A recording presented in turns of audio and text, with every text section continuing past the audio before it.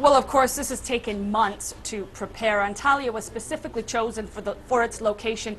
It has a lot of space here, and it has a lot of luxury hotels to be able to accommodate all the delegations. But aside from the infrastructure and the logistics, the biggest aspect of the preparations has to do with security. Of course, this location is relatively close to the Syrian border, where the Syrian civil war continues and floods of refugees come into Turkey, and as well the presence of ISIL throughout Turkey does have a lot of delegations on edge. So that is the one key area that those preparing this meeting really did focus on. And just to give you some of the numbers, there's about 12,000 security forces taking part in the event, with 11,000 police officers. The Coast Guard is also on hand, as well as helicopters. And the president has even said the military will be called in to implement a no-fly zone should there be the need. Of course, a lot of roads and streets in the area are all blocked off as well to give the delegations a very secure feeling at this meeting. A presidential spokesman in charge of preparing the G20 here in Antalya did affirm that the highest level of security measures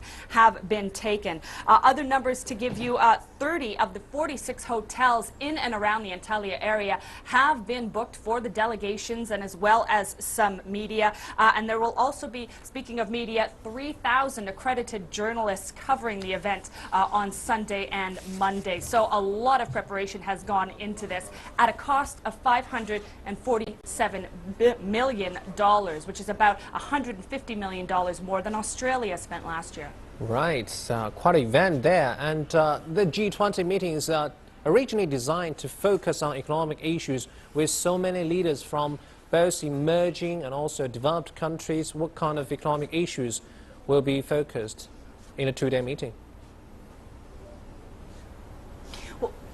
Well, as you can imagine, with a menu of delegates such as that, a lot will be discussed. But the official narrative from Turkey for this summit is in particular to focus on three priorities: implementation, investment, and inclusiveness. And they will be discussing these 3 points in every area that they do cover, such as how to boost domestic investment will be one area that they broach, and how to tackle youth unemployment. Currently, youth unemployment is around 73.3 million young people worldwide, so they're going to look at how to get those people into the workplace to help boost struggling economies.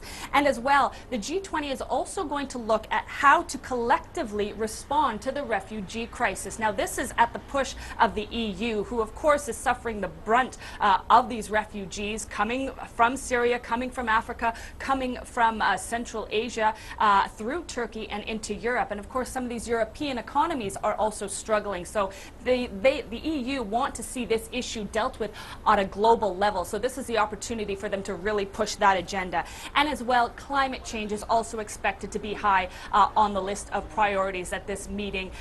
We've got that conference coming up again at the beginning of December, where world leaders will meet again to discuss the issues of climate change. So this is a good way of discussing how economies can go forward to achieve their goals.